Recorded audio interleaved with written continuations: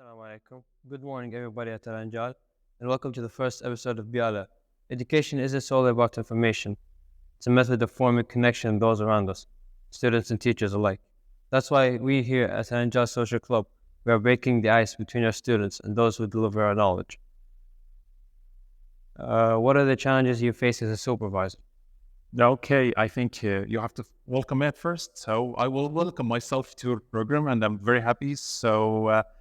Uh, I'm so happy because I will be here with you in this podcast, and I am the first one to talk on it. Uh, so, about your question, What are the challenges you face as a supervisor? supervisor, generally in Egypt or here or general, Generally in here. it's okay. The problem is about that when you are a leader or when you are a supervisor in any place, you need to keep the personalities of your team, but at the same time, you need to have a common system between them to achieve a common target. The challenge is to make this balance because when you have great personalities in your team, but you cancel these personalities, you will lose a lot of abilities and a lot of potentials. But if you have the ability to find somehow kind of balance between the common system, the theme of your department, and at the same time to get benefit of the brains you have. Yes. What was the weirdest situation you have faced in your teaching career? The weird situation. Yes. Okay, it was back in Egypt. It was the first day for me as a teacher, and the place they assigned me to go for was a public school around 45 kilometers away from my hometown, my place, Alexandria. It's outside Alexandria, and it was elementary school, Arabic elementary school, public. So the first day I went to school, 45 kilometers. I entered the school and I found 3 or 4 students in each class. So I said, and a lot of teachers, by the way. So I said that why, if you have enough teachers and you have few students, why you ask me to come here? So that was Tuesday. Next day, I entered the same school, the very same school, but I found thousands of students, a lot of students. It was area farmers, and I discovered that every Tuesday, all the students went with their families to the market, the village market. So they started to sell the products of their own. That was the starting day. By the way, I resigned from the school 3 months, and I start to join private schools and national and international schools. Did you hate going to school when you were a student? Of course, some days, you know what? Some days, it's kind of weather is cold. Some days I have hard exams. Some days, and so on. It's horrible. But you know what? The situations were very little. I can say that. I love the school because we were neighbors together. I'm talking about your classmates, your teachers, all of you. You may all of them may be living together in the same area, in the same, sometimes same street. So it's like, yeah. So it's like going to it's like going with your friends to another place. So they are originally your friends. Was it always a goal for you to teach? If not, do you enjoy it now? I enjoyed teaching from the first day because you know what? It's like growing something, and you see this thing from phase to phase, from stage to stage. And when I start to see the product after a time, let's say maybe 5-6 years, I believe that at this moment, I believe that it's so important. The role I'm doing, it's so important, and the product really deserve the suffer. I would say the suffer. A sense of achievement. Yeah. How can we make school enjoyable for students? Okay, you know what? I won't say that as teachers, as school, we have a lot of enemies, and I will say it. We have a lot of enemies. Or I can say that we have a lot of other places that they are so attractive to students other than school. For example, when a student's here, he's not at home playing PlayStation. When the student's at school, he's not enjoying his time traveling, enjoying his time going to malls, watching movies or whatever. That's okay. And you know what? The other options are bright options, are beloved options for the students. Going for to compete with these other options is so hard process. It's so hard situation because you need to provide somehow good situations for the students, somehow good place to stay for the students, somehow good time to spend here inside the school. From time to time, you know what, the majority of teachers from time to time, we will take you a little bit outside, or we will take you for side topic. So we have discussion with us. From time to time, we take the chances to talk about something personal about yourself, to congratulate you for something you achieved, to ask about your health and so on. So that's how it works. And as a science teacher, I used to bring my students to have experiment or something like that. I mean, when I was a teacher, full table teacher. Do you think that education in the past few years has changed in Saudi Arabia? Yeah. What are your future outlooks for education here, and how has it changed? Generally speaking, about Saudi Arabia or about any place, the process of teaching students or the education as a system and education as concept and education as outcomes and education as process changed because simply the product we are making is product specially designed for the future. The shelf time for skills came for very short time. You know what, you learn something 3 or 4 years later, you will not use it. It's not useful anymore. Let's talk about AI. 2 years ago, there is nothing. Its name is AI. Now you have to teach your students not only how to get benefit of AI, how to avoid the mistakes can be happen because of AI, and also you are preparing the students for jobs and for careers that they are not created yet.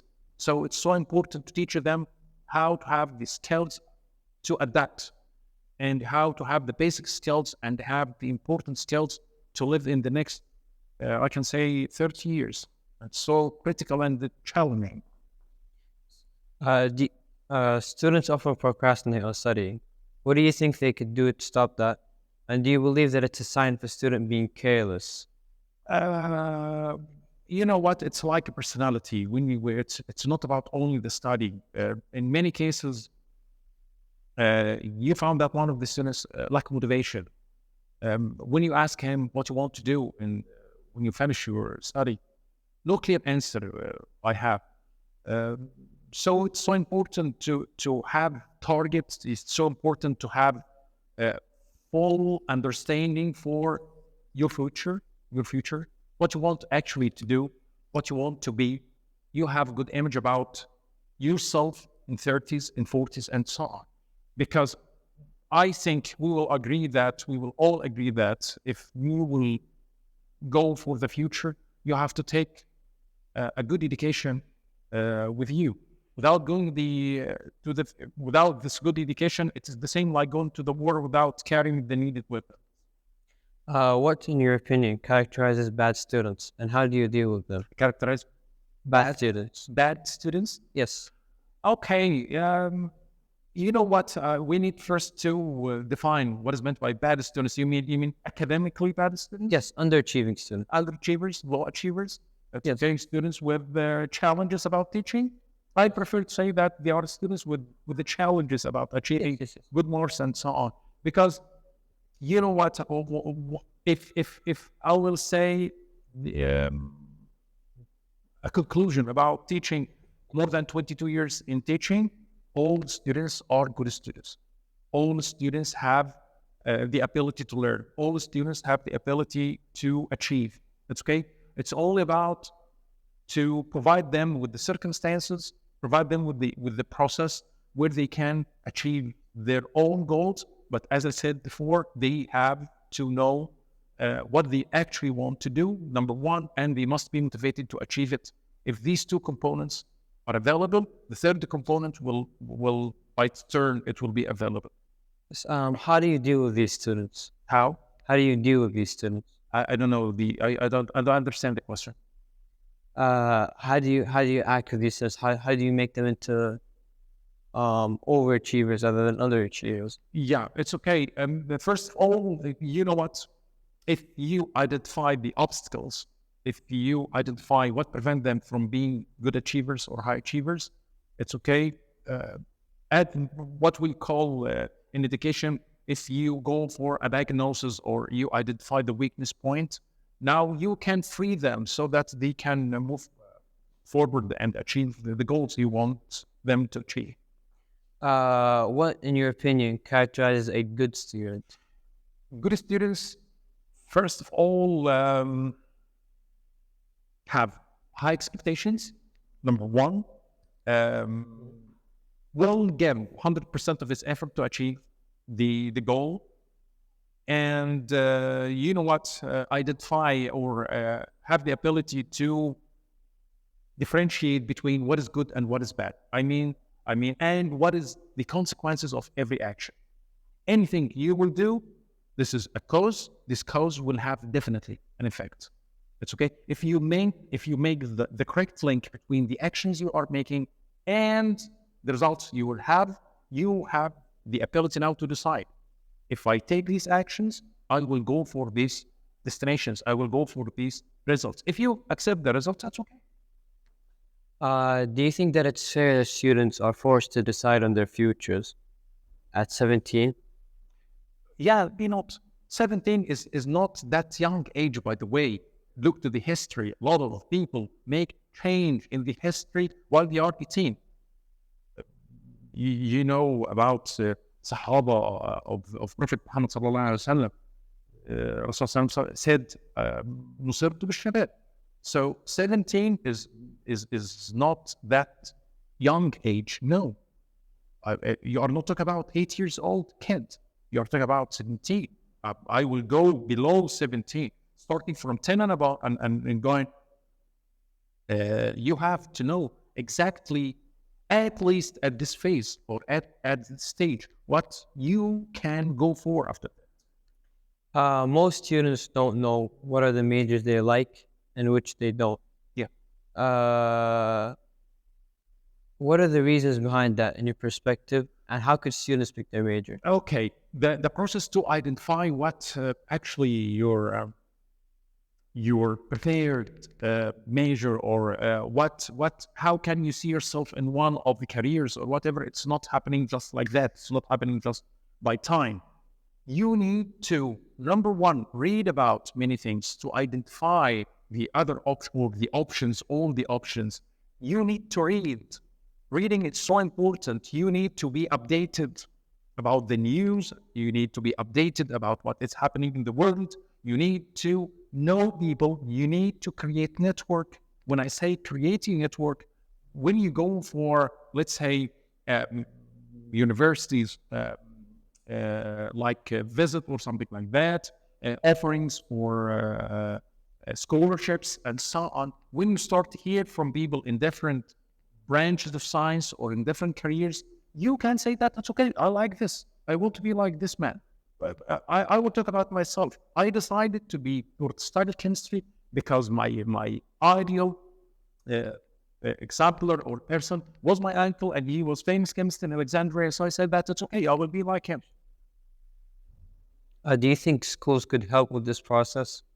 Of course, but not schools. Good schools. If the school you are and will not help you to identify different careers, and you will not have a person inside the school so that you can ask him, you can take his opinion, you ask him for recommendations for whatever you want to go. You have discussion with him as somehow in a friendly way. It's okay. This is a bad place to stay. Speaking of college and high school, What are the notable differences you notice between college and high school? And which one of these two levels did you prefer? It's okay. So in high school, it's time to build a strong pace for yourself. And of course, you need to know a lot of information and so on, but at the same time, you need to build skills, searching skills, reading skills, summarizing skills. It's okay, because the moment you will leave the place here and you go to the university or college, you will start to use all of these to shape your college life. If you don't have the enough knowledge to study one of the domains or one of the majors, you will suffer. Believe me, if you are not good enough in chemistry and you will go for one of the chemistry colleges like medicine or pharmacy, you will suffer. If you will not be good enough in physics and in math and so on, you will suffer in financial engineering. So you need basic knowledge, good knowledge, strong base. Then you will go for skills. You will train yourself how to deal with books, how to deal with reference, how can I search for information, and so on. Because this is how the college works. How do you think a student can be successful after school? You mean in college? Yes, Or college. Yes, in college and after. Okay, I will talk about again and again. I will talk about learn whatever the skill or whatever the knowledge you will learn. Believe me, you will use it.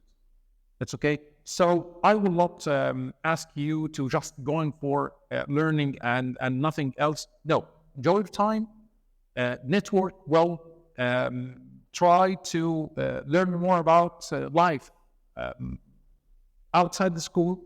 The school is a place for learning, but it's not only the place for learning. You can go for museum. You can learn by going to fairs. You can travel, and I know that a lot of you traveling, but the purpose of traveling, it's not only to acquire or enjoy yourself. No, you can go for identify the culture of the place. You can learn about it. You can build your own thoughts. You can build your own character from the experience you will have from many situations. Traveling is one of them. Knowing people outside the school is one of them. Going to clubs like sports club is one of them. Joining people for football match is one of them. Networking with other people is one of them. All of this will help you to be ready for the future and ready for the life after school. As a supervisor, Yeah. what are your science achievement goals for students? Achievement. The first thing is to build a character, personality. It's okay. When I say a person who will go and study for tomorrow's quiz, it's not about achieving 10 out of 10 or 20 out of 20. It's about that I have task and I will adapt myself and I will set and study to achieve this task. Tomorrow the task is the quiz. Today the task is the quiz. Tomorrow the task will be so important thing in your life. Could be presentation in your work. Could be a research you have to do in your work. So when you find yourself that whatever the task I have to do, I will give 100% effort to do it. It will be part of your character. It's okay. That's why it's so important to achieve again and again, achieve good personality during this time. You know what? The early years of your life here will shape your personality. Don't waste them. What are the school's vision and mission, specifically related to science education? Okay, I will talk generally speaking because as a science supervisor, I'm working in the school to achieve the vision and the mission of the school. This is number one, because we are working here as a team. The first time I heard the mission and the vision for the school, we want to be internationally recognized pioneers in providing teaching and so on, and creative and innovative learning outcomes. When I say that, it's real vision. It's okay. But you know what? From the moment I heard this vision 9 or 10 years ago, day after day, year after year, I believe in the vision, because when I see our students top ranked on the kingdom, our students achieve medals, in Olympiads, physics, chemistry, biology, math. When I see our students in all the teams in on the kingdom, the national teams, one of our students, at least one. When I see our students in ISIL, it's okay. So we are on the right way to achieve. We are doing the correct mission, and we are achieving the mission that will achieve this vision. And I think we are too close from achieving the vision. And I think, and I believe, maybe a year or 2 years from the moment we will go for a new vision. I don't know what will be the vision. It's a long process to achieve, or long process to create a new vision for a place. But it's so important to revise the vision from time to time, to go higher and higher and set high expectations for a place. This wraps up the first episode of BYALAH. Thank you, Mr. Ahmed. Which is mine. Thank you so much.